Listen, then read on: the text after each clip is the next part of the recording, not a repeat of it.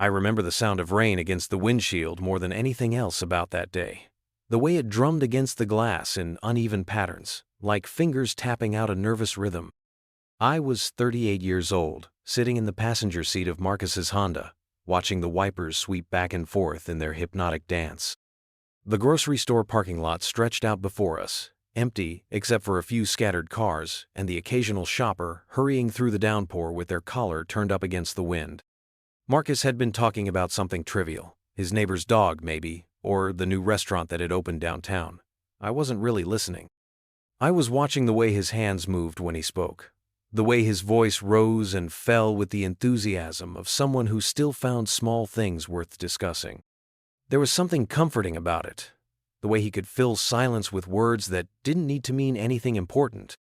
The car smelled like him, cedar and coffee and something else I couldn't name but recognized in the way you recognize your own breathing. My wedding ring caught the gray light filtering through the rain-streaked windows, and I found myself turning it around my finger without thinking. It was a habit I'd developed over the years, something I did when I was nervous or distracted or trying to remind myself of something I was supposed to remember. Marcus finished whatever story he was telling and laughed. It was the kind of laugh that came easily to him, genuine and warm, the same laugh I'd heard 1,000 times since we were 20 years old. But then the laughter faded, and something shifted in the small space between us. The rain continued its steady percussion, but inside the car, everything went quiet. I felt him looking at me before I turned to meet his eyes. There was something different in his expression, something I couldn't quite place. He said, "Don't make this weird," and there was that familiar smirk, the one that usually preceded some joke or gentle ribbing. His elbow nudged mine in the way it had done countless times before, a gesture so natural it might have been choreographed. I laughed because that's what I was supposed to do, because that's what I always did when Marcus said something that was meant to be funny. But even as the sound left my throat, I could feel that something had changed. The air in the car felt thicker somehow, charged with something I didn't want to name. Marcus didn't look away. That was the thing that made everything different. Usually, moments like these passed quickly, dissolved into the next topic of conversation or the next shared memory. But this time, he kept watching me, and his smile remained, but grew quieter, more careful. His eyes searched my face as if he were looking for something he'd lost there, something he'd only just realized might be found. I was the one who broke the spell. I turned toward the window, focusing on the rain and the parking lot and anything else that wasn't the way Marcus was looking at me. My heart was doing something irregular in my chest, a rhythm I didn't recognize and didn't want to examine too closely. I told myself it was nothing. Just a moment of awkwardness between old friends. The kind of thing that happens when you've known someone long enough that the boundaries of normal conversation sometimes blur. But I could still feel his eyes on me, even after I'd turned away.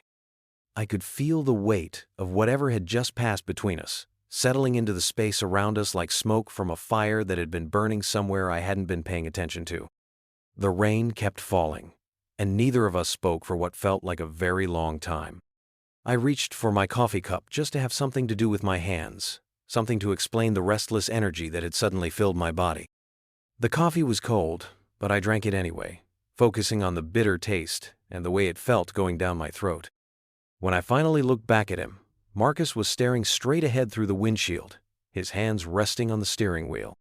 His profile was sharp against the gray light, and I found myself studying the line of his jaw, the way his hair fell across his forehead, the small scar near his left ear that I'd never noticed before. Or maybe I had noticed it, but I'd never let myself look long enough to really see it. The moment stretched between us like a bridge I wasn't sure I was ready to cross. There was something in the air that felt both familiar and completely foreign, something that made me want to reach across the small distance between us and touch his hand, or say something that would explain what was happening in my chest, or do any number of things that would have changed everything. Instead, I sat there in the passenger seat, listening to the rain and the sound of my own breathing, trying to convince myself that whatever I was feeling was just nostalgia, just the strange intimacy that comes from sitting in a small space with someone you've known for half your life. But even as I told myself this, I knew it wasn't true. I knew that something had shifted, something that had been waiting in the margins of our friendship for years, maybe decades. The drive home was quiet. Marcus turned on the radio, and we listened to old songs that reminded us both of college, of late nights and early mornings, and all the years we'd spent learning how to be the people we thought we were supposed to become. But underneath the music, I could still feel the echo of that moment in the parking lot. The way he'd looked at me and the way I'd looked away.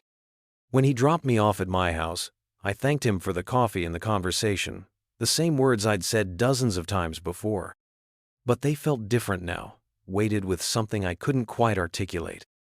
He said he'd call me soon, and I said I'd like that, and then I stood in my driveway, watching his taillights disappear into the evening darkness. The house was warm and bright when I walked inside. Elise was in the kitchen, stirring something that smelled like home and comfort and all the things I was supposed to want. She smiled when she saw me, asked me about my day, kissed me hello with lips that tasted like the tea she'd been drinking.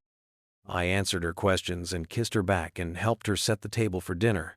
But part of me was still sitting in that car, still feeling the weight of Marcus's gaze and the way my heart had responded to something I didn't understand. That night, I lay in bed next to my wife, listening to her breathe and staring at the ceiling. I tried to sleep, but every time I closed my eyes, I saw Marcus's face in the gray light of the parking lot, the way he'd looked at me like he was seeing something he'd never seen before.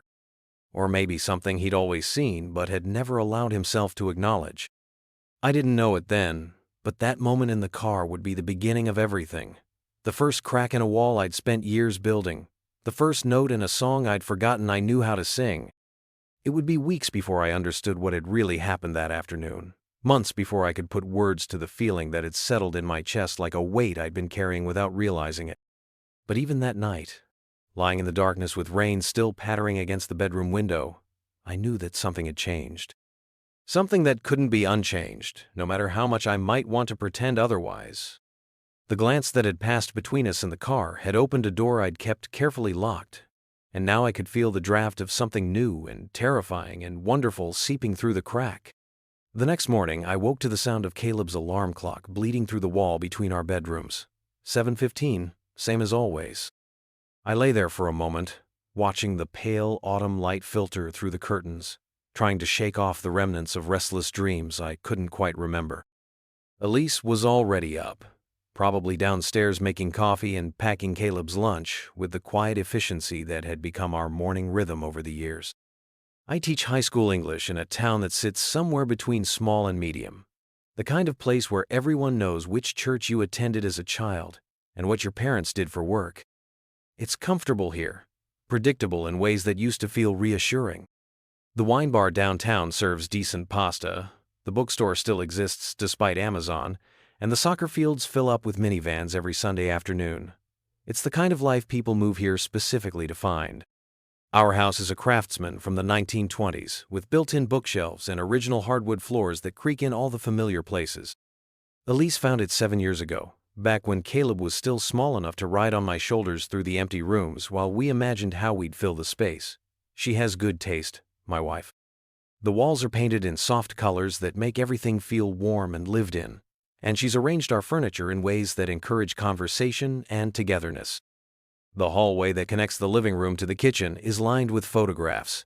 Caleb's school pictures from kindergarten through 4th grade, his gap-toothed smile growing more confident each year. Our wedding photo, Elise in ivory silk, and me in the navy suit my father insisted I wear.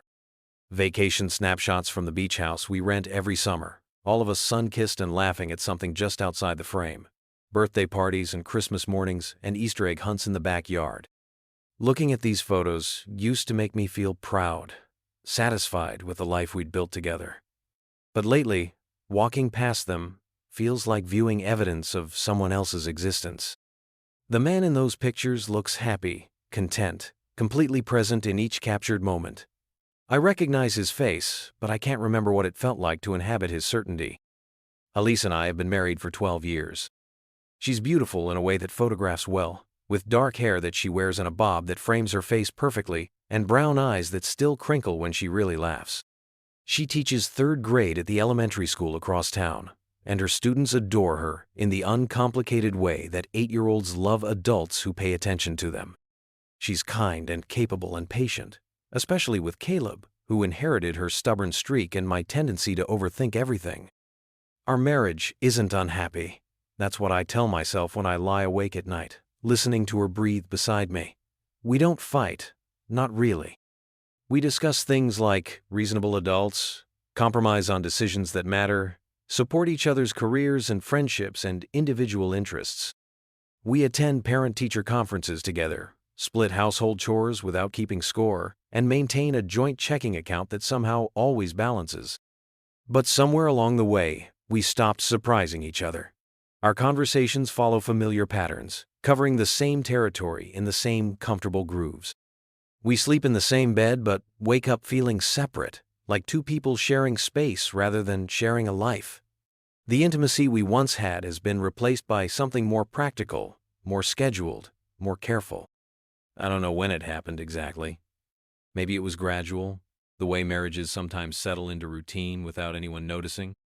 Maybe it was after Caleb was born, when our attention shifted so completely toward keeping this small person alive and happy that we forgot to keep tending to whatever had brought us together in the first place. Or maybe it was something else entirely, something I'm only beginning to understand. Marcus came back to town a year ago, after his divorce from Sarah became final. I'd kept in touch with him over the years, the way you do with college friends who end up scattered across different states and time zones. Christmas cards, the occasional email, social media likes on photos of major life events, but I hadn't seen him in person for almost 5 years when he called to tell me he was moving back. He bought a condo on the other side of town, close enough to his ex-wife that he could see his daughter Emma every other weekend, but far enough away that running into Sarah at the grocery store wasn't a constant possibility. He seemed different when he returned, quieter somehow, like someone who'd learned things about himself that he wasn't sure he wanted to know.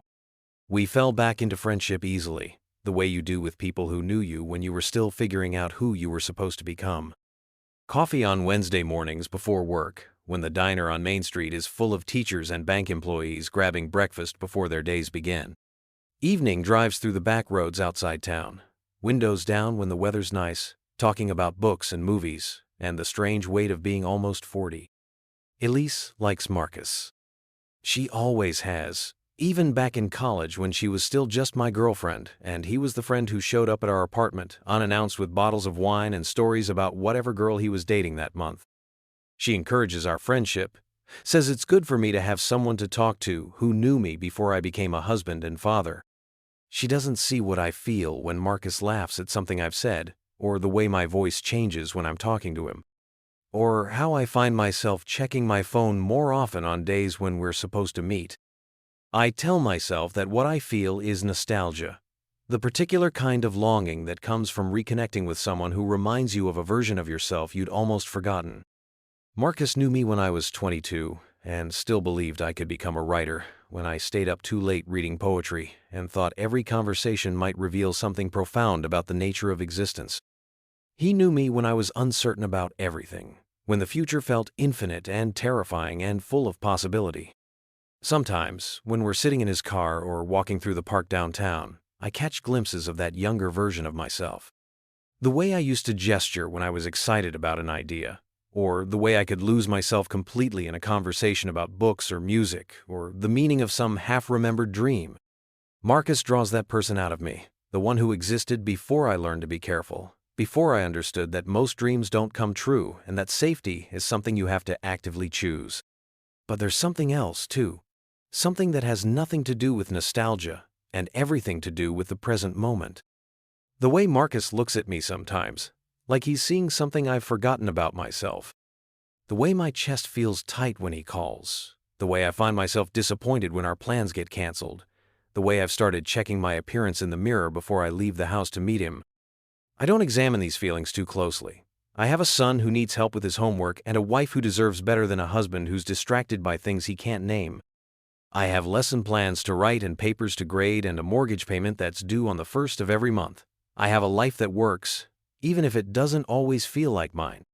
But late at night, when the house is quiet and everyone else is asleep, I find myself thinking about Marcus. The way he throws his head back when he laughs, the scar on his left hand from a childhood accident, the way he says my name like it means something more than just a collection of syllables. I think about the moment in the car, the way he looked at me and the way I looked away, and I wonder what might have happened if I'd been brave enough to hold his gaze. These thoughts scare me. So I push them down, bury them under the weight of daily responsibilities and the comfortable routine of a life that looks, from the outside, exactly like what I'm supposed to want. I drop Caleb off at school and teach my classes and grade papers and help with dinner and read bedtime stories and pretend that everything is exactly as it should be. But the ache in my chest grows stronger each day, and I'm beginning to realize that some things can't be buried forever. The invitation came on a Thursday evening in early November. I was grading essays at the kitchen table, red pen bleeding corrections across my students' attempts to analyze symbolism in The Great Gatsby, when my phone buzzed with a text from Marcus. "Just bought paint for the condo. Want to help me make it look like a real home?" I stared at the message, longer than necessary, my thumb hovering over the keyboard. Through the window, I could see Elise in the backyard, helping Caleb rake leaves into piles that would inevitably be scattered again by the wind. The scene looked like something from a magazine about suburban contentment, all golden hour light and family togetherness. When I showed Elise the text, she barely looked up from the casserole she was preparing for dinner. "That sounds nice," she said, her voice carrying the kind of automatic encouragement that comes from years of supporting each other's friendships. "You should go. It'll be good for you to get out of the house, have some guy time." Guy time. The phrase sat strangely in my mouth when I repeated it, like words in a language I was still learning to speak. But I told Marcus yes, and we made plans for Saturday afternoon. His condo was in one of those newer developments that sprouted up on the outskirts of town, all beige siding and efficient floor plans designed for people starting over. The rooms were small but bright, with large windows that let in more light than his old house ever had. He'd lived there for 3 months, but it still felt temporary, like a hotel room where someone had decided to stay indefinitely. The living room was where we started. Marcus had chosen a color called sage green, something that reminded him of the walls in his favorite coffee shop back in college. We spread plastic sheeting across the furniture and hardwood floors, moving with the kind of easy coordination that comes from years of shared projects and unspoken understanding. He'd bought beer, the same brand we used to drink when we were 22, and thought that having preferences about beer made us sophisticated. We opened bottles and turned on music from our college years, songs that carried the weight of memories we'd both forgotten we still carried. The afternoon felt suspended somehow, separate from the regular rhythm of our lives. There's something intimate about painting a room with another person. The way you have to negotiate space, reaching around each other for brushes and rollers, the careful dance of not stepping on drop cloths or bumping into wet walls. Marcus moved through the room like he was comfortable in his own skin, sleeves rolled up to his elbows, a streak of sage green already decorating his forearm. I found myself watching him more than I should have. The way he concentrated when he cut clean lines along the ceiling, tongue pressed slightly against his lower lip, in the same expression of focus I remembered from college when he was working on a particularly difficult problem set. The way he hummed along to songs under his breath, not quite in tune, but completely unself-conscious about it. We talked while we worked, the kind of conversation that flows naturally when your hands are busy and your mind is free to wander. He told me about Emma, his daughter, and how she was adjusting to the divorce.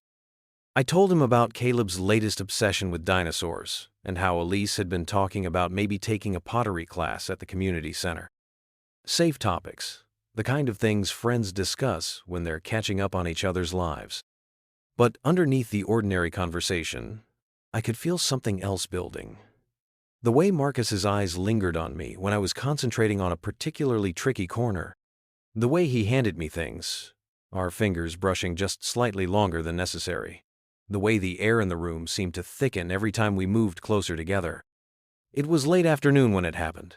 The light coming through the windows had turned golden, and we were both slightly drunk on beer, and the satisfaction of work well done. I was painting the wall near the window, trying to get even coverage over a particularly stubborn patch, when Marcus came up behind me. I could feel him before I heard him, the warmth of his presence at my back. He was close enough that I could smell his cologne mixed with paint fumes and the slight salt of perspiration. Close enough that when he reached past me to grab a roller from the tray on the windowsill, his chest brushed against my shoulder. The contact was brief, probably accidental, but it sent something electric through my entire body. I froze, brush halfway to the wall, suddenly hyper-aware of every point where our bodies were almost touching. Marcus didn't move away immediately. Instead, he stayed there, his arm extended past me, his breathing slightly audible in the quiet that had suddenly filled the room. I could have stepped aside, should have stepped aside, but I didn't. I stood there, heart hammering against my ribs, feeling the heat radiating from his body and wondering if he could hear the change in my breathing. That's when he said it again, the same words he'd used in the car that day in the parking lot. "Don't make this weird." But this time, his voice was different. Lower, quieter, like he was speaking more to himself than to me. There was something uncertain in it, something that sounded like a question disguised as a statement. I turned around slowly, the brush still in my hand, and found myself face to face with him. We were close enough that I could see the flecks of gold in his brown eyes, close enough that I could count the faint lines that had appeared at the corners of his eyes since college, close enough that if I'd moved just slightly forward, our lips would have touched. The moment stretched between us like a held breath.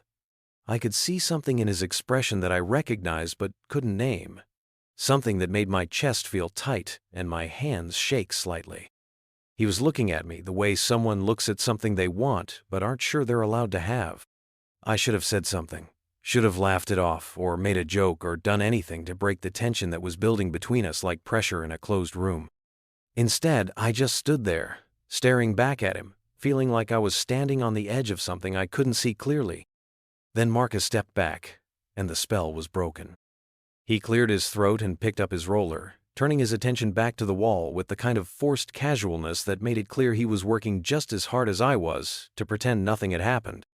We finished painting in relative silence, the easy conversation from earlier replaced by something more careful, more conscious. The music still played, but neither of us was humming along anymore. We cleaned brushes and folded drop cloths, and restored the furniture to its proper places with the efficient movements of people who wanted to be done with a project that had become more complicated than they'd expected. When it was time for me to leave, Marcus walked me to the door.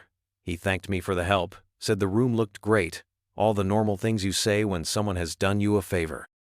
But there was something in his voice that made these ordinary words feel weighted with meaning I couldn't quite decipher. The drive home was a blur of streetlights and stop signs, and the familiar route I'd traveled thousands of times.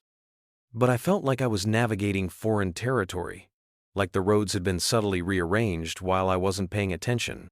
I gripped the steering wheel tighter than necessary, knuckles white against the black plastic, trying to make sense of what had happened in that sun-filled room. Elise was waiting for me when I got home, curled up on the couch with a book and a cup of tea. She looked up when I walked in, smiling the kind of smile that spoke of quiet evenings and comfortable routines. "How did it go?" she asked. "Did you get a lot done?" I told her about the painting, about the color Marcus had chosen, and how good the room looked now that it was finished. I told her about the beer and the music and the satisfaction of completing a project. I told her everything except the part that mattered, the part that had left me feeling like I was standing on shifting ground. She kissed me when I sat down beside her, the kind of kiss that spoke of habit and affection and 12 years of shared history. Her lips tasted like the chamomile tea she'd been drinking, and her hand was warm when she reached up to touch my face. It should have felt like coming home. Instead, it felt like putting on clothes that no longer fit properly. That night, I lay in bed, staring at the ceiling, listening to Elise breathe beside me and trying to understand what was happening to me. The memory of Marcus standing behind me, of the way he'd looked at me in that moment of suspended possibility, played on repeat in my mind like a song I couldn't get out of my head. I told myself I was imagining things, that the moment had been innocent, just two friends working on a project together, that the electricity I'd felt was just the residual energy of physical work and beer and nostalgia for simpler times. But even as I constructed these explanations, I knew they weren't true. Something had shifted between us in that sage green room, something that couldn't be explained away or forgotten. The careful boundaries of our friendship had become permeable, and I could feel something new and terrifying seeping through the cracks. My phone buzzed on the nightstand, and I reached for it carefully, trying not to wake Elise. A text from Marcus, sent just a few minutes ago. A photo of the finished room, bathed in morning light streaming through the windows. The walls looked perfect, smooth and even, the color exactly right for the space. Below the photo, a simple message. "Looks good, right?" I stared at the image for a long time, my thumb hovering over the keyboard. The room did look good, better than good. It looked like the kind of space where someone could start over, where the past could be painted over and new possibilities could take root. I typed back, "Beautiful. You should be proud." But as I set the phone back on the nightstand and tried to settle into sleep, I knew I wasn't just talking about the room. I was talking about something else entirely, something I wasn't ready to name but could no longer pretend didn't exist. The world looked different after that afternoon in Marcus's condo. Not dramatically different, not in any way that others would notice, but different in the way that light changes when you realize you've been looking at everything through tinted glass. Colors seemed more vivid, sounds more distinct. The air itself seemed to carry more weight. I found myself paying attention to details I'd previously overlooked. The way Marcus's voice dropped slightly when he said my name during our phone conversations. The particular angle of his jaw when he was listening to something that interested him. The way he moved his hands when he was explaining something complicated, fingers tracing invisible patterns in the air between us. We fell back into our regular routine of coffee and conversation, but everything felt charged now with the memory of that moment in the sage green room. Neither of us mentioned it directly, but it lived in the spaces between our words, in the glances that lasted a fraction too long, in the way we both seemed more aware of the physical distance between us when we sat across from each other in the diner booth. I began writing again for the first time in years. Not lesson plans or feedback on student essays, but actual writing, real writing. The kind I used to do in college when I still believed words could capture something essential about what it meant to be alive. I wrote about memory, about the way certain moments can lie dormant for years before suddenly blooming into significance. About the peculiar weight of longing, about the way desire can reshape the landscape of an ordinary life. The writing came in fragments, usually late at night when the house was quiet and I could pretend I was the only person awake in the world. I wrote about the sound of rain on car windows, about the way light falls through autumn leaves, about the particular silence that exists between two people who are trying not to say something important. I didn't show these pieces to anyone. I barely admitted to myself what I was doing, storing the fragments in a folder on my laptop that I labeled simply as notes. But the writing felt necessary in a way that surprised me, like I was finally paying attention to thoughts and feelings I'd been carrying around for years without acknowledging them. Like I was having a conversation with myself that I'd been avoiding for decades. At school, I found myself teaching with a different kind of energy. When we discussed The Great Gatsby, I talked about the green light with a passion that surprised my students.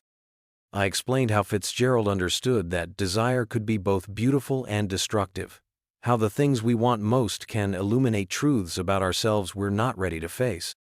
When we read poetry, I lingered over verses about love and loss and the courage it takes to live authentically. My students responded to this new intensity, leaning forward in their seats during discussions, asking questions that went deeper than they had before. One of them, a quiet girl named Sarah, who usually sat in the back corner, stayed after class one day to tell me that she'd started writing poetry herself. She wanted to know if I thought it was worth pursuing, if words could really matter the way I seemed to believe they could. I told her yes, absolutely yes, and meant it more than I'd meant anything in a long time. But this awakening came with a cost. The more present I became in some parts of my life, the more absent I felt in others. At home, I found myself drifting during conversations with Elise, my mind wandering to things I couldn't share with her. During family dinners, I would catch myself staring out the window, thinking about Marcus, about the way he looked at me in that moment of suspended possibility. Elise noticed. Of course she noticed. She'd been married to me for 12 years, had learned to read the subtle changes in my mood and attention. One evening, while we were cleaning up after dinner, she set down the dish she was drying and looked at me directly. "You've been distant lately," she said, her voice gentle but concerned. "Is everything okay?" I was loading plates into the dishwasher, my back to her, and I found myself grateful for the excuse not to meet her eyes. "Just tired," I told her. "End of semester stress. You know how it is." But even as I said it, I knew the explanation was insufficient. I wasn't just tired. I was transforming, becoming someone I didn't fully recognize, and I had no idea how to explain that to the woman who'd built her life around the person I used to be. The conversations between Marcus and me grew more loaded, more careful. We developed a language of pauses and half-finished sentences, of topics we approached but never quite touched. We talked around things rather than about them, like diplomats negotiating a treaty whose terms we couldn't quite define. One afternoon, we were walking through the downtown park, the same route we'd taken dozens of times before. The trees were mostly bare now, their branches etched against the gray November sky like sketches in charcoal. Marcus was telling me about a book he'd been reading, something about the intersection of memory and identity, when he stopped mid-sentence. We were standing near the old fountain that had been shut off for the winter, dead leaves scattered across the concrete basin.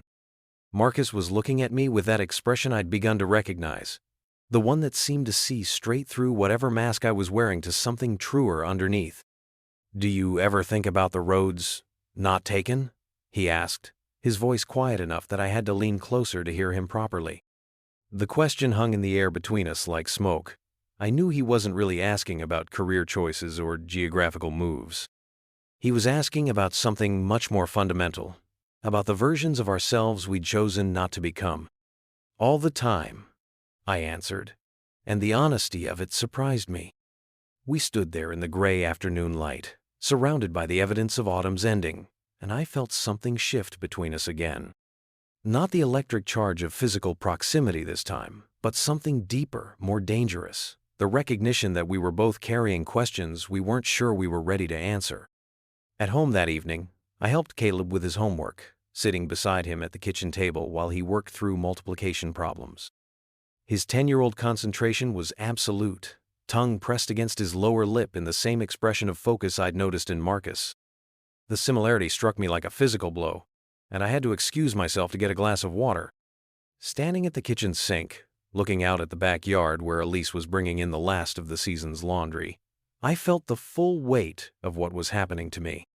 This wasn't just about desire, though desire was certainly part of it. This was about identity, about the fundamental question of who I was when I stripped away all the roles I'd learned to play. I was a husband, a father, a teacher, a man who paid his mortgage on time and helped with the PTA fundraiser and showed up to parent-teacher conferences with questions about his son's progress. But underneath all of that, I was beginning to remember someone else. Someone who had existed before I learned to be careful, before I understood that some truths were too dangerous to examine too closely. That night, after Caleb was asleep and Elise was grading papers in the living room, I sat in my small home office and wrote about the space between desire and action, about the way we can carry entire worlds inside ourselves that no one else ever sees. I wrote about the particular loneliness of living a life that looks perfect from the outside but feels hollow from within. I wrote about Marcus, though I didn't use his name. I wrote about the way certain people can walk into your life and remind you of possibilities you'd forgotten existed. About the way love can be both a destination and a journey, both a comfort and a revolution. When I finished writing, I saved the file and closed the laptop, but I could feel the words still humming in the air around me. For the first time in years, I felt like I was telling the truth about something that mattered. Not the careful diplomatic truth of daily life, but the raw, uncomfortable truth of what it meant to be human. The next morning, Marcus called while I was getting ready for work. He wanted to know if I'd be interested in driving out to the lake after school, said he'd been thinking about the conversation we'd had in the park and wanted to continue it somewhere quieter. I said yes before I'd fully considered what I was agreeing to. The lake was about 20 minutes outside of town, a place we'd gone sometimes in college when we needed to escape the claustrophobia of campus life. It was mostly empty on weekday afternoons, just a few joggers and dog walkers taking advantage of the mild weather that sometimes appears in late autumn like a gift. We walked along the shore without talking much, our footsteps crunching on the gravel path. The water was gray and still, reflecting the overcast sky like a mirror. Marcus seemed different that day, more serious, like someone who'd been thinking about things he wasn't sure he was ready to voice. Finally, he stopped walking and turned to face me. The question he'd asked in the park was still hanging between us, and I could see in his expression that he was ready to push further into territory we'd both been avoiding. "I keep thinking about that day we painted the room," he said, his voice careful but steady, about what almost happened. My heart started beating faster, but I tried to keep my expression neutral. What do you mean? He looked at me for a long moment, and I could see him weighing his words, trying to find a way to say something that couldn't be taken back once it was spoken. I think you know what I mean, he said finally. And I did know. Of course I knew. The moment in the sage green room had been as real for him as it had been for me, as charged with possibility and danger and the weight of things we'd been carrying without acknowledging them. Standing there by the lake, with the gray water stretching out behind him and the bare trees framing his face, Marcus looked like someone who'd made a decision about something important. And I realized that I was standing at the edge of a choice I'd been avoiding for weeks, maybe years, maybe my entire adult life. The safe thing would have been to deflect, to make a joke, or change the subject, or pretend I didn't understand what he was talking about. But I was tired of being safe. Tired of living in the careful space between what I wanted and what I thought I was supposed to want. I know, I said, and my voice sounded steadier than I felt. We stood there in the gray afternoon light, two men in their late 30s who'd spent decades learning to be careful, finally admitting to something that felt both terrifying and inevitable. The water lapped quietly against the shore, and somewhere in the distance, I could hear the sound of traffic on the highway. The ordinary world, continuing its ordinary business, while everything I thought I knew about myself began to shift and rearrange itself into new patterns. Nothing had happened yet. We were still just two friends having a conversation by a lake, but everything had changed, and we both knew it. The question was no longer whether something would happen between us, but when and how, and what we would do with the truth once we'd finally spoken it aloud. The bookstore on Main Street had been there for 30 years, surviving the arrival of chain stores and the rise of online shopping through sheer stubbornness and the loyalty of people who still believed in the particular magic of browsing physical shelves. It was the kind of place where you could lose entire afternoons, where books were organized more by intuition than by any system that made logical sense. Marcus had called me that morning, his voice carrying a note I couldn't quite identify. He wanted to meet somewhere neutral, he said. Somewhere we could talk without the weight of familiar spaces pressing down on us. The bookstore felt like the right choice, a place where we'd both spent hours during our college years, where conversations about literature and philosophy had once felt like the most important things in the world. I found him in the poetry section, standing in front of a shelf of volumes that looked like they'd been there since the store opened.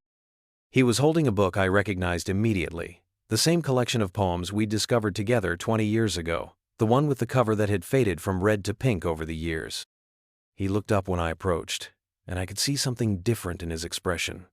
Not the careful control he'd been maintaining for weeks, but something rawer, more vulnerable. Like someone who'd made a decision about something important and was no longer interested in pretending otherwise. Look what I found, he said, holding up the book. He opened it to a page marked with a folded piece of paper. Something that looked like it had been there for years. Remember this one? I did remember. The poem was about longing, about the way we can carry entire worlds inside ourselves that no one else ever sees. We'd read it aloud to each other in his dorm room, passing the book back and forth like we were sharing something sacred. At the time, I'd thought we were just two friends appreciating good poetry. Now, looking back, I wondered if we'd both been trying to say something we didn't have the courage to voice directly. Marcus began to read, his voice quiet but steady in the hushed atmosphere of the bookstore. The words felt different now, weighted with all the years and choices and carefully constructed silences that had brought us to this moment. I watched his face as he read, the way his eyes moved across the page, the slight tremor in his voice when he reached the lines about love that dares not speak its name. Outside, it had started to rain. I could hear the steady drumming against the windows, the same sound that had been the soundtrack to so many of our conversations over the years.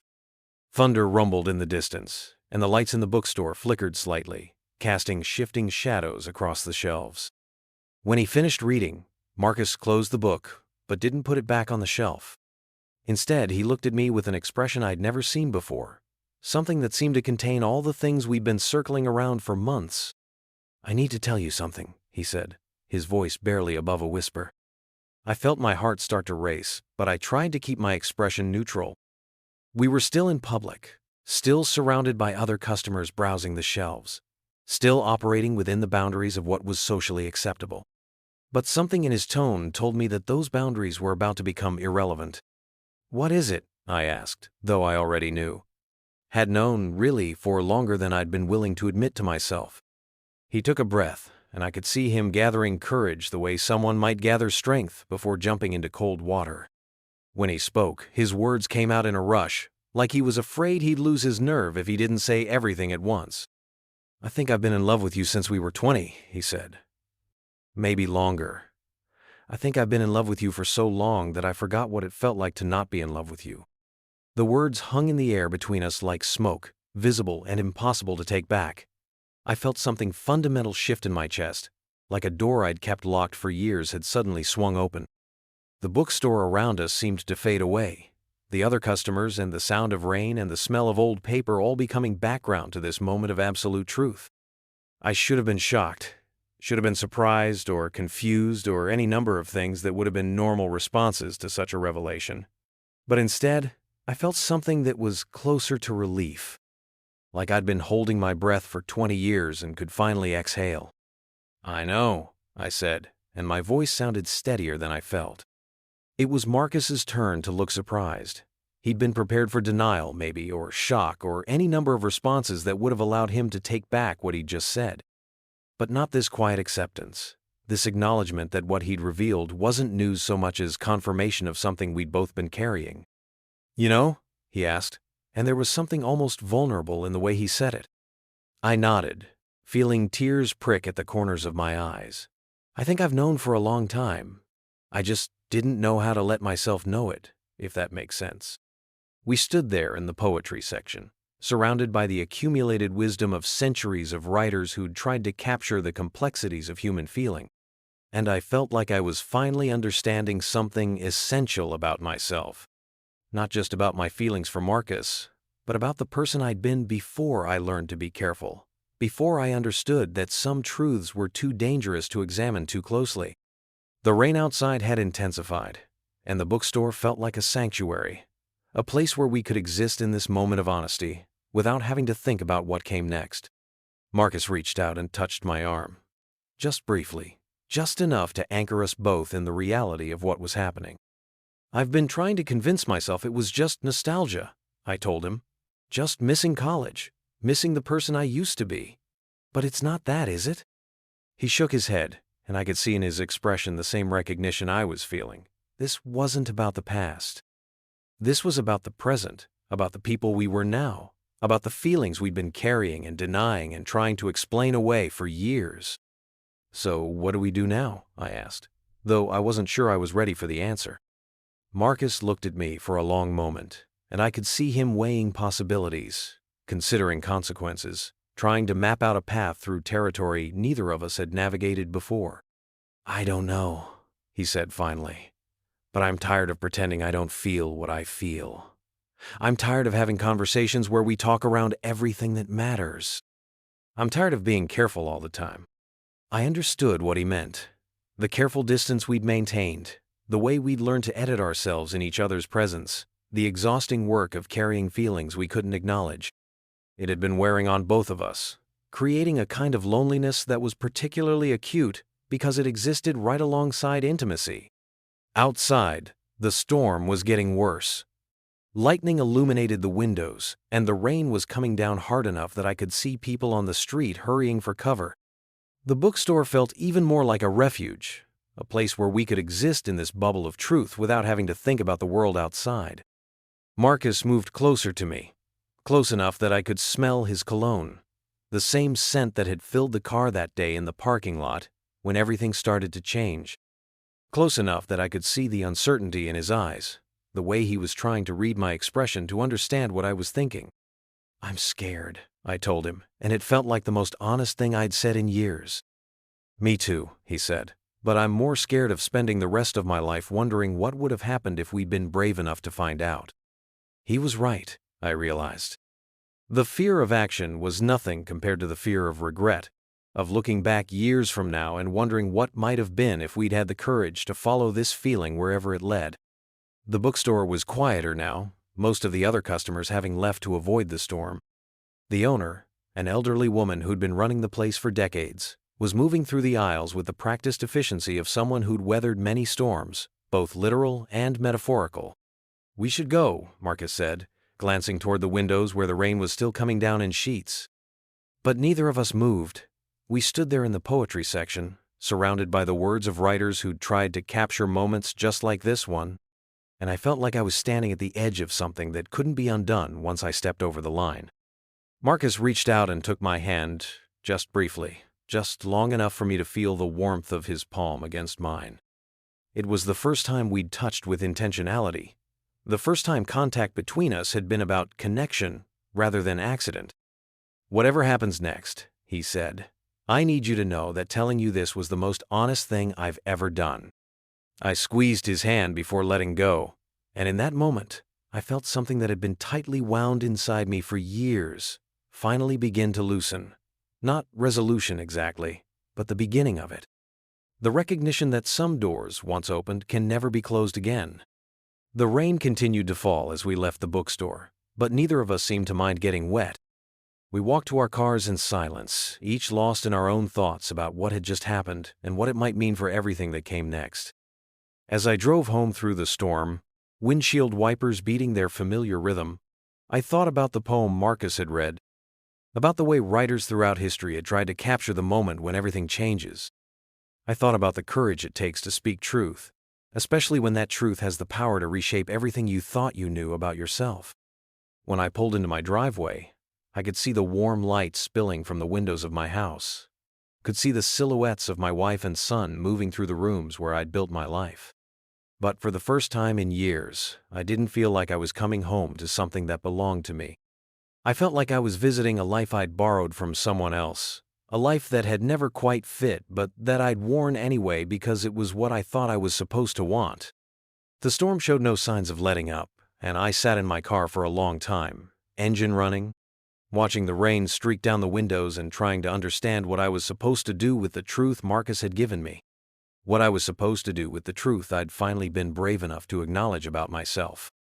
Inside the house, Elise would be waiting with questions about my day, and Caleb would want help with his homework, and the ordinary rhythms of family life would continue their familiar dance. But I knew that something fundamental had shifted, something that couldn't be shifted back.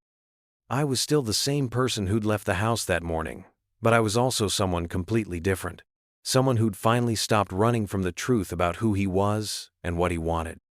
Someone who'd been brave enough to let another person see him clearly, without the careful masks and constructed distances that had defined so much of his adult life. The question now was what to do with that person, and how to live authentically in a world that had been built around a version of myself that no longer felt true. The letter took me 3 days to write. I started it a dozen times, crumpled up false beginnings, deleted paragraphs that said too much or too little or nothing at all. How do you explain to someone you've loved for 12 years that you've been living as half a person? How do you tell the mother of your child that the life you've built together was real but incomplete, meaningful but not entirely honest? I wrote it late at night in my office, after Elise had gone to sleep and the house had settled into its familiar quiet. The words came slowly, painfully, like pulling splinters from a wound that had been festering for years. I wrote about the man she'd married, the one who'd stood at the altar and meant every word of his vows but hadn't understood that there were parts of himself he'd never learned to acknowledge. I wrote about the father Caleb deserved, one who could model what it meant to live authentically rather than safely. I wrote about Marcus, though I tried to be careful about how I explained what he meant to me. This wasn't about choosing one person over another. This was about choosing truth over comfort, about finally having the courage to live as the person I'd always been underneath the roles I'd learned to play. The letter sat in my desk drawer for a week, sealed in an envelope with Elise's name written in handwriting that looked steadier than my hands felt. Every morning, I considered throwing it away. Every evening, I considered giving it to her, but I did neither. I carried it with me like a stone in my pocket, heavy with the weight of words that couldn't be unsaid once they were spoken. I tried to pretend things could stay the same, tried to be present at dinner conversations, to laugh at Caleb's jokes, to respond appropriately when Elise talked about her day or asked about mine. But the effort of maintaining normalcy was exhausting. I felt like an actor who'd forgotten his lines, someone playing a role that no longer fit. Marcus called every few days, but our conversations were careful, loaded with the weight of what we'd acknowledged in the bookstore. We didn't talk about next steps or what any of it meant. We just talked, the way we always had, but with an undercurrent of something that felt both dangerous and inevitable. One evening, while helping Caleb with a science project about the solar system, I found myself struggling to focus on the difference between planets and dwarf planets. Caleb was explaining something about Pluto's reclassification, his 10-year-old voice full of the kind of certainty that comes from believing the world makes sense in ways that can be categorized and understood. "Dad, you're not listening," he said, looking up at me with the directness that children possess before they learn to be polite about adult distraction. "I'm sorry, buddy. I'm listening now." But I wasn't. Not really. I was thinking about the letter in my desk drawer, about the conversation I was avoiding, about the way my son's voice carried the same inflection as mine when he was excited about something. I was thinking about the man I wanted him to become, someone who wouldn't spend decades hiding from himself. That night, after Caleb was asleep and Elise was grading papers in the living room, I sat on the edge of our bed and pulled the letter from my drawer. The envelope was soft from handling, the corners slightly worn from being carried and reconsidered so many times. I could hear Elise moving around downstairs, the familiar sounds of her evening routine. The coffee pot being set up for morning, the front door being checked and locked, the careful way she moved through the house, ensuring everything was secure for the night. She was a careful person, my wife. Methodical and thoughtful in ways that had once made me feel safe. When she came upstairs, I was still sitting on the bed, holding the letter. She noticed immediately, the way she noticed everything about the rhythms of our shared life. "What's that?" she asked, her voice carrying the kind of gentle curiosity that comes from years of being married to someone who doesn't usually sit on beds holding envelopes. I looked at her, really looked at her, perhaps for the first time in months. She was beautiful in her cotton pajamas, hair pulled back in the practical ponytail she wore to bed, face clean of makeup and open in the way it only was when she thought no one was watching her carefully. She was a good person, a kind person, someone who deserved better than a husband who'd been living a carefully constructed lie. "We need to talk," I said, and something in my voice made her expression change. She sat down beside me on the bed, close enough that I could smell her night cream, the same scent that had been part of our bedtime routine for years. Close enough that I could see the concern growing in her eyes, the way she was already preparing herself for whatever was coming. I handed her the letter without explanation. She took it, turned it over in her hands, read her name, written in my handwriting. For a moment, she just held it, and I could see her trying to decide whether she wanted to know what was inside. "Should I read this now?" she asked. I nodded, though my throat felt too tight to speak.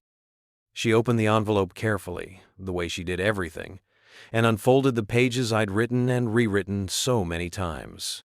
I watched her face as she read, saw the moment when confusion turned to understanding, when understanding turned to something that looked like grief.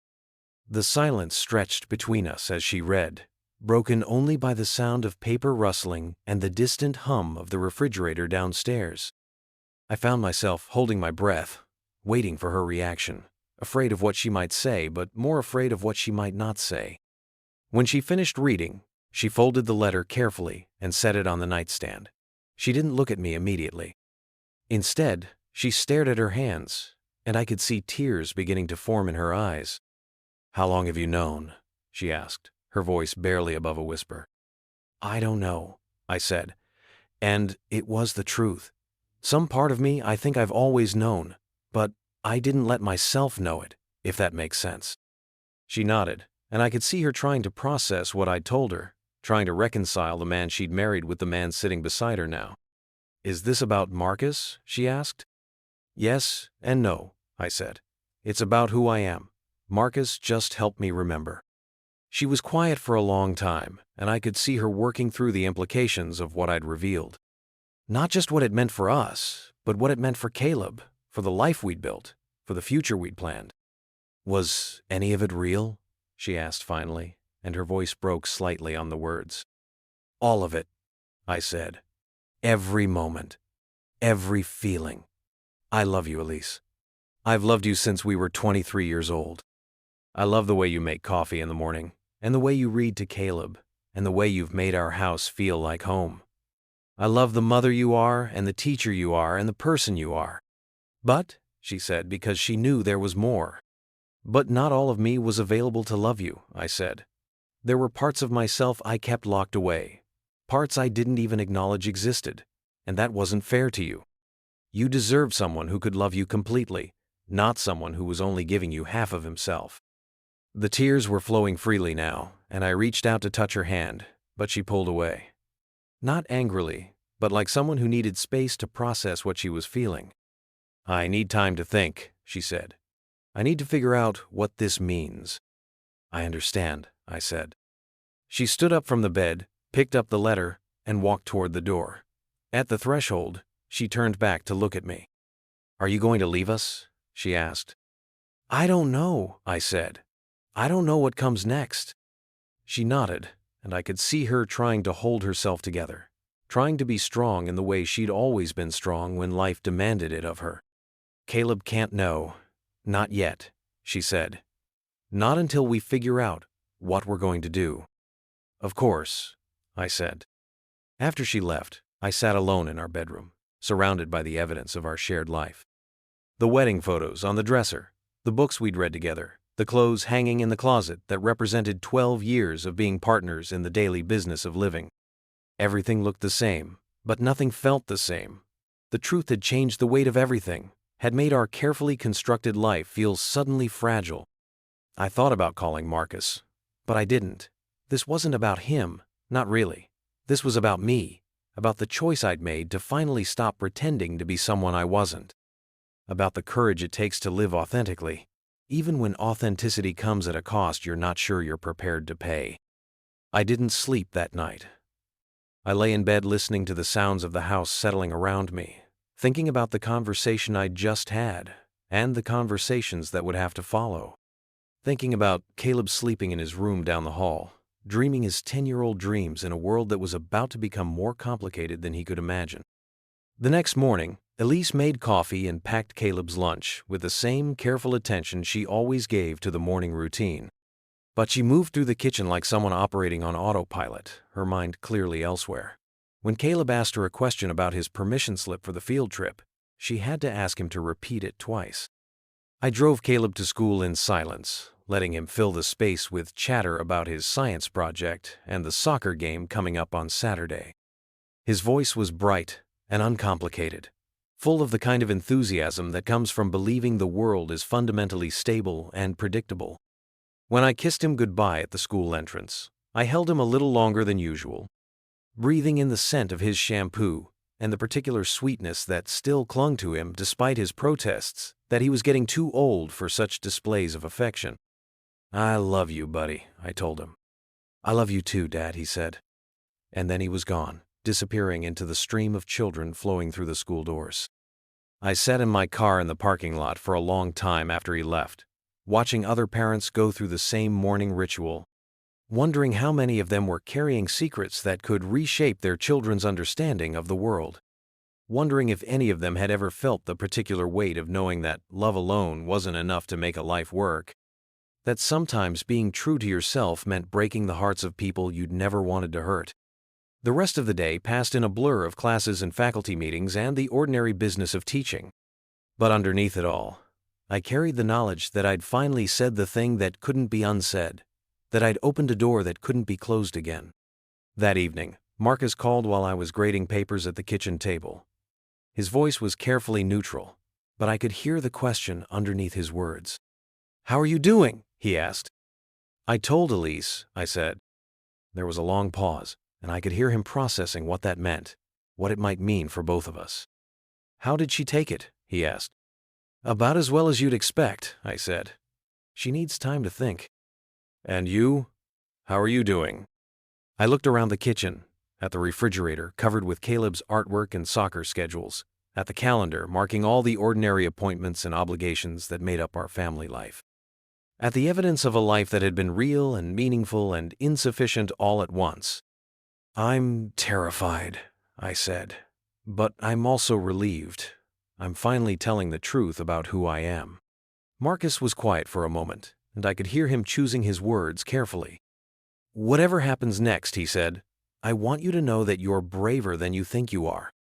After we hung up, I sat in my kitchen surrounded by the detritus of daily life, thinking about courage and authenticity and the cost of living honestly.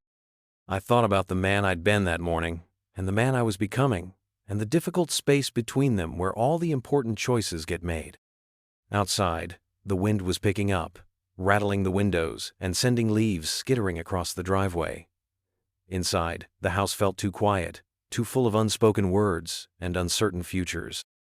But for the first time in years, I felt like I was exactly where I was supposed to be, even if I had no idea where that place might lead. The suitcase had been sitting by the front door for 3 days, not packed, not opened, just there, like a question mark punctuating the careful silence that had settled over our house. Elise and I moved around it the way you move around, furniture that's been rearranged, conscious of its presence but not acknowledging it directly. We'd had the conversations that needed to be had. Quiet talks after Caleb went to bed, careful negotiations about custody and finances, and how to explain to a 10-year-old that sometimes people change in ways that require them to rebuild their lives from the ground up. Elise had been more gracious than I deserved, more understanding than I dared to hope for. But I could see the hurt in her eyes, the way she was trying to make sense of a marriage that had been real but incomplete. The morning I finally packed the suitcase, I woke before dawn and lay in bed listening to the familiar sounds of the house around me.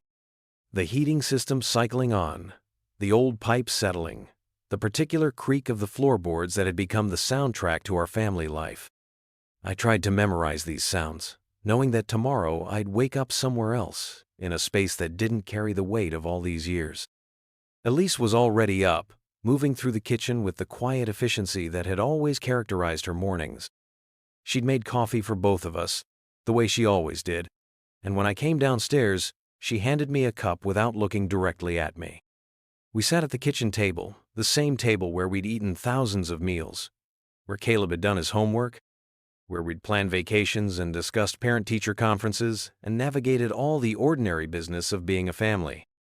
The morning light streamed through the windows, illuminating the space between us in ways that made everything feel both familiar and strange. "I have something for you," she said, reaching into the pocket of her robe. She pulled out a small envelope, sealed but not addressed. "For Caleb," she said. "When he's older, when he can understand." I took the envelope, felt its weight in my hands. Inside, I knew, were words she'd chosen carefully, explanations she'd crafted for our son about why his father had needed to leave, why sometimes love isn't enough to make a life work, why authenticity sometimes requires difficult choices. "Thank you," I said, and my voice sounded rougher than I'd intended. She nodded, and for a moment, we just sat there, two people who'd shared more than a decade of their lives, trying to figure out how to say goodbye to what we'd built together. "I want you to be happy," she said finally. "I want you to be the person you're supposed to be." "I want that for you too," I said. "You deserve someone who can love you completely." "Maybe someday," she said. "But right now, I just need to figure out how to explain this to our son." We'd already talked about this, about the story we'd tell Caleb, about how we'd help him understand that sometimes adults make choices that change everything but don't change how much they love their children. But sitting there in the morning light, the weight of that conversation felt heavier than all our careful planning. I went upstairs to say goodbye to Caleb, who was still sleeping, his 10-year-old face peaceful in the way that only children's faces can be. I sat on the edge of his bed and watched him breathe, trying to memorize the curve of his cheek, the way his hair fell across his forehead, the small scar on his chin from when he'd fallen off his bike, learning to ride without training wheels. "I love you," I whispered, though I knew he couldn't hear me. "I love you more than you'll ever know." When I came back downstairs, Elise was standing by the front door, holding the suitcase I'd packed the night before. She dressed for work, armor against the day ahead, but I could see the tears she was trying not to shed. We didn't hug. We'd moved past the place where physical comfort could bridge the gap between us. But we looked at each other, really looked, in the way people do when they're trying to memorize a face they won't see every day anymore. "Take care of yourself," she said. "You too," I said. And then I was outside, walking toward the car where Marcus was waiting, the morning air cold against my face. I didn't look back at the house, didn't trust myself to see Elise standing in the doorway or to catch a glimpse of Caleb's bedroom window. Some goodbyes are too heavy to carry the weight of a final glance. Marcus was sitting behind the wheel, hands folded in his lap, looking as nervous as I felt. He'd offered to help me move my things, but we both knew this was about more than logistics. This was about choosing a direction, about finally stepping into the space we'd been circling around for months. "Ready?" he asked, and I could hear the question underneath the question. I fastened my seatbelt and looked at him. This man who'd been my friend for 20 years, who'd helped me remember who I was underneath all the roles I'd learned to play. His face was serious, but there was something hopeful in his expression, something that looked like possibility. "I think so," I said. He started the engine, and we pulled away from the curb. In the rearview mirror, I watched my house grow smaller, watched the neighborhood where I'd built my life recede into the distance. But I didn't feel the crushing weight of loss I'd expected. Instead, I felt something that was closer to relief, the particular lightness that comes from finally telling the truth about who you are. We didn't talk much during the drive. Marcus had found a small apartment across town, nothing fancy, just a place where I could figure out what came next. But as we drove through the familiar streets, I found myself paying attention to details I'd never noticed before. The way the morning light fell across the buildings, the people walking their dogs, the ordinary business of life continuing around us. When we reached the apartment, Marcus helped me carry my suitcase upstairs to a space that was completely empty except for the basic furniture that came with the rental.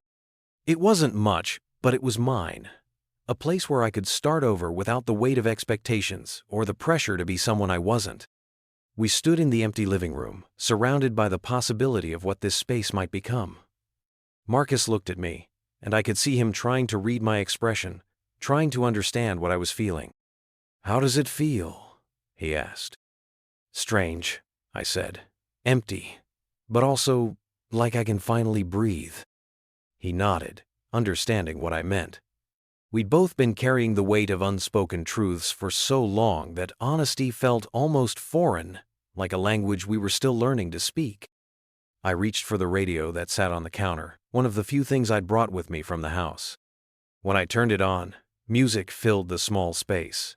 Something soft and familiar that felt like a soundtrack to new beginnings. Marcus was standing close enough that I could feel the warmth radiating from his body, close enough that when I reached for his hand, the gesture felt natural, inevitable. Our fingers intertwined, and for the first time in months, I felt like I was exactly where I was supposed to be. We stood there in the empty apartment, hands clasped, listening to the music and the sound of our own breathing. Outside, the world continued its ordinary business, but inside this small space, everything felt different. Not certain exactly, but authentic in a way that made all the uncertainty feel manageable. "I don't know what comes next," I told him. "Neither do I," he said.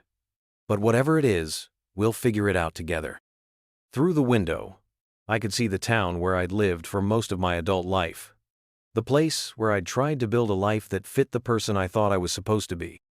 It looked the same from this angle, but I knew that everything had changed. Not just for me, but for Elise, for Caleb, for everyone whose life had been touched by my decision to finally tell the truth.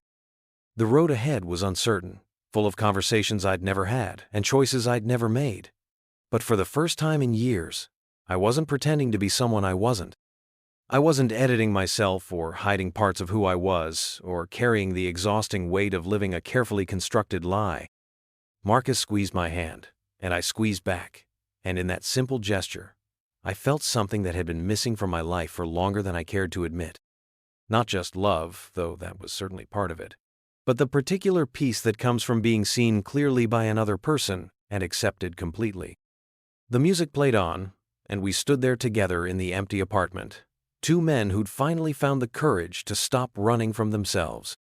The future stretched out before us, uncertain but authentic, difficult but honest, and finally mine.